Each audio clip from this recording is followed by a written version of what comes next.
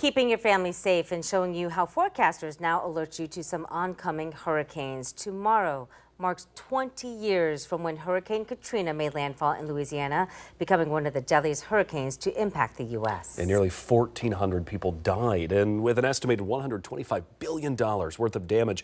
But from a day of destruction came a shift in the way alerts are issued by the National Weather Service. Weather impact meteorologist Meredith Garofalo has more. It's hard to believe it's already been 2 decades since Hurricane Katrina. Back in January, I toured New Orleans to see how some areas have rebuilt, while others remained frozen in time.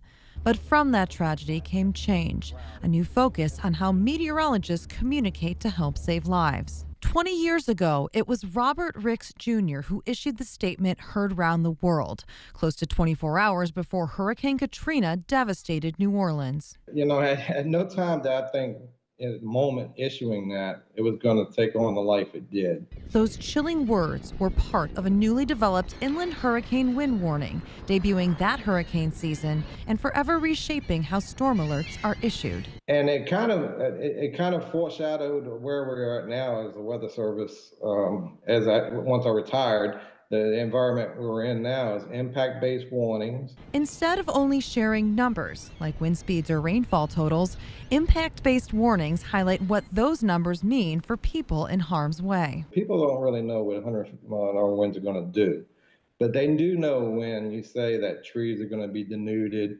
and your roofs are going to be blown off and water shortages for weeks, months perhaps.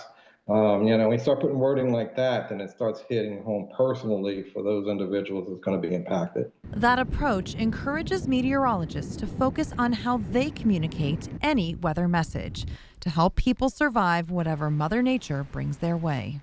You know, it could be cataclysmic events.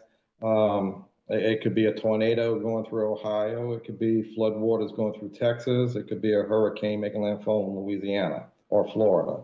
So whatever it is, the message should be attached to what impacts you potentially could see and it could affect your life. So that's ultimately where we are today. Robert Ricks Jr. retired in 2020 after 3 decades with the National Weather Service. His bold wording during Katrina was first met with skepticism, but it marked a turning point in forecasting, shaping how warnings are delivered to this day. Meredith Garofalo, 10 TV News. And to mark the 20th anniversary, New Orleans is opening an exhibit honoring those affected by the disaster. It shows the impact of the hurricane on the Gulf Coast and how Louisiana is learning to live more safely with hurricanes. That exhibit opens tomorrow.